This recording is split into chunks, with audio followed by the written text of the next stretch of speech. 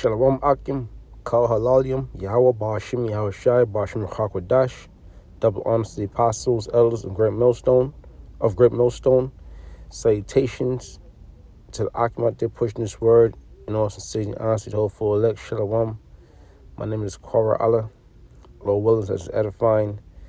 This is off BuzzFeed, and I'm just going into the folly, the wickedness, the perversions of this kingdom. Now, this is just an article I came across. It was kind of funny, and at the same time, it was still wicked, But it says people who've been divorced are sharing their moment. They knew their marriage was over, and it's heart-wrenching. One person says, "I said to my ex, I want you to put me first the way I put you first. My ex responded, I can't imagine anything worse. There was no coming back from that." And this is a woman that's writing down how she got divorced from her husband. You could tell it's a woman because this is typically what a woman would say. And as you read it, it's like, it's a brilliant bunch of women speaking. I'll read one more. It says, we asked members of the BuzzFeed community who have been divorced to share the moment they knew their marriage was over. Here are their stories. It says, we were having marriage counseling, and the counselor asked us to say one thing we still love about the other person. I said, I loved even when I've had a bad day at work, he still tries to cheer me up.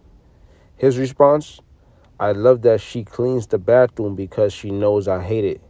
Why I still held on for another 6 months, I don't know, but it was at the point I knew our marriage was over. It says, my ex-husband left me alone in the delivery room because it was taking too long, and he was bored. He went to the gym and then to watch a basketball game, came back just before the baby was born. Well, shit, at least he made it back. I called him around 6 p.m. and he answered the phone by saying, what do you want? All right, typically a man at work, sometimes you could get grumpy at work. It then says, I still don't know why he's so angry. He then said he'd be home by 8, but at 10, when he still wasn't home, I walked up the street so that my kids could not see how upset I was. I heard a car coming, and it was him. He slowed down, looked at me, and then sped off.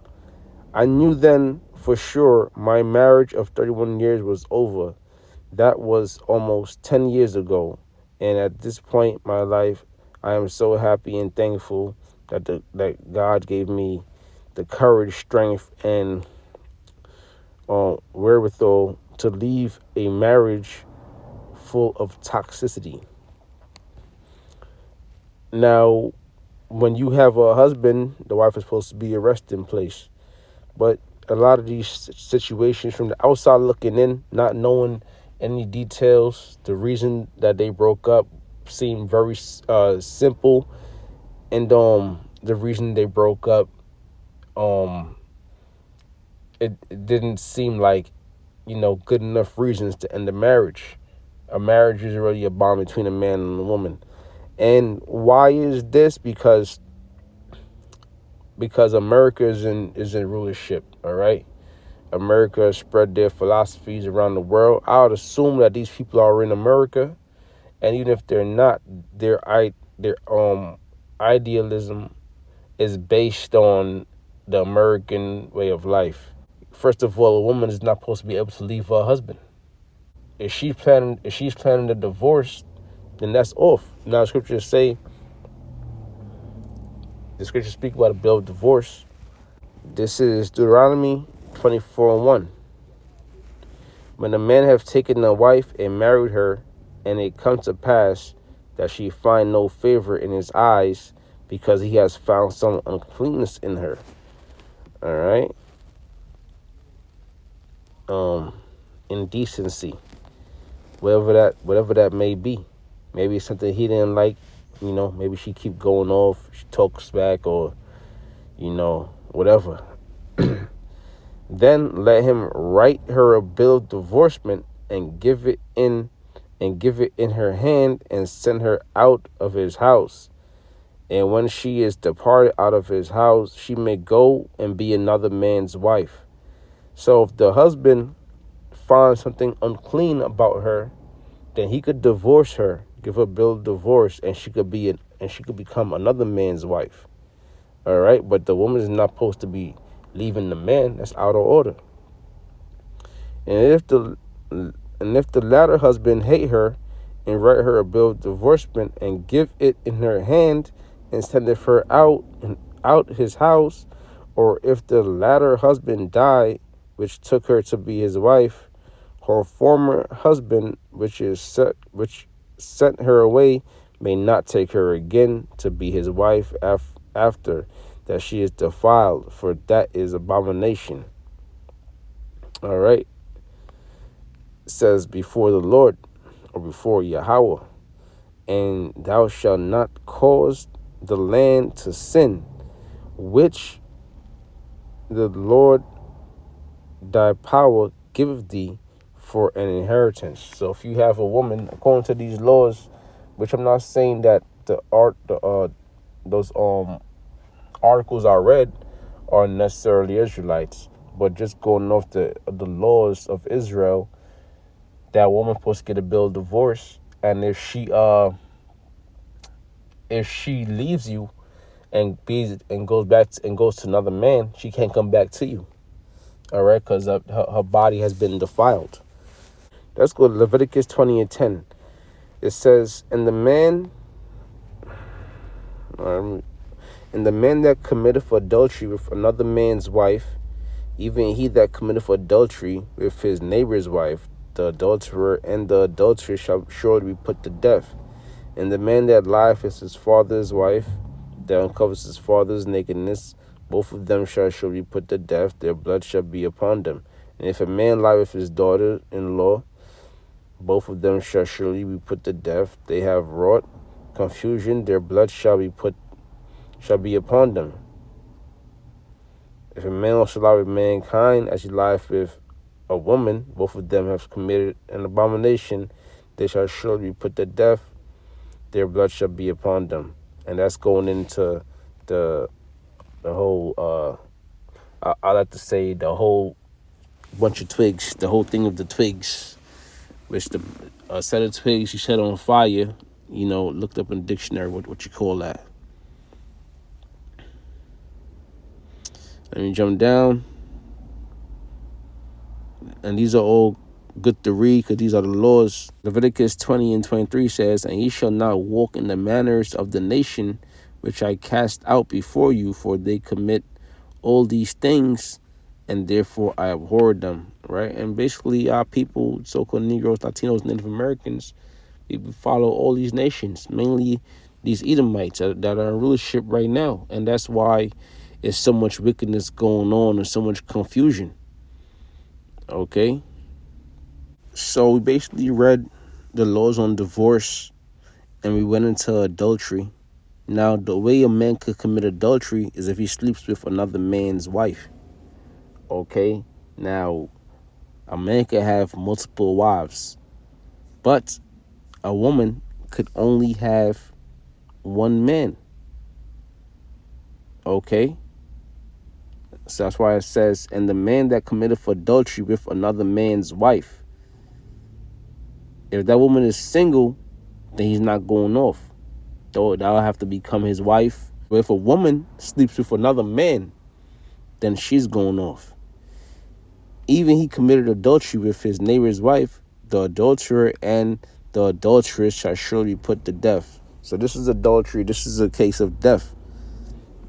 Proverbs 31:3. Give not thy strength unto women, nor thy ways to that which destroyeth kings. All right? Because he's giving your strength onto a woman, she could destroy you. And when you marry, right, when you sign that marriage certificate, now you giving that woman a lot of power.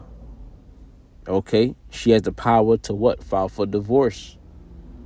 Okay, and bring you to shame. Here it is, you marry her, but now you do something she don't like, or you talk to her ways she don't like. Now she has power to go to look for a divorce. To whereas if you never married her, you wouldn't be in that position. All right, it's also embarrassing. Okay, so there's that too. The whole thing is folly, man. All right, I'm not gonna talk about these women this whole time, but this whole thing is folly. All right, we in a state of war. The people,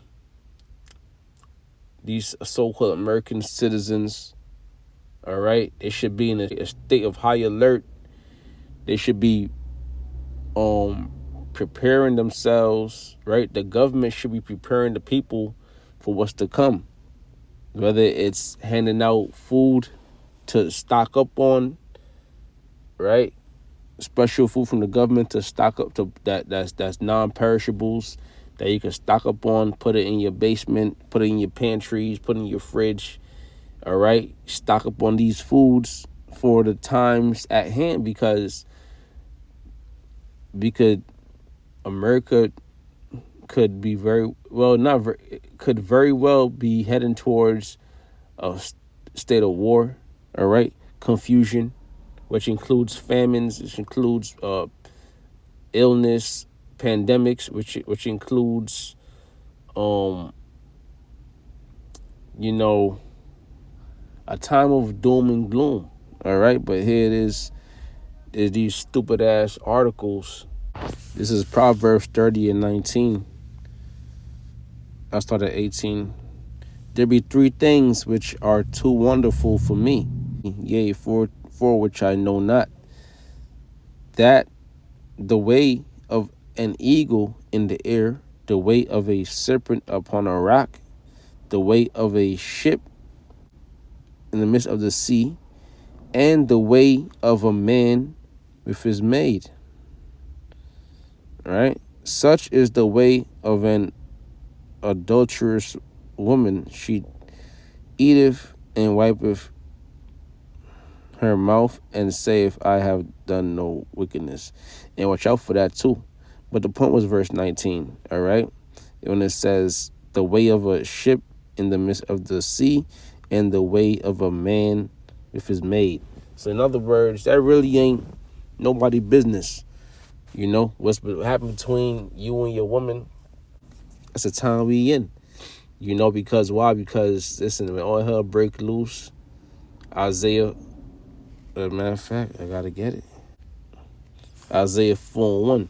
And that day 7 women shall take hold of one man, saying, we will eat our own bread and wear our own apparel. Only let us be called by thy name to take away our reproach. So, in what day?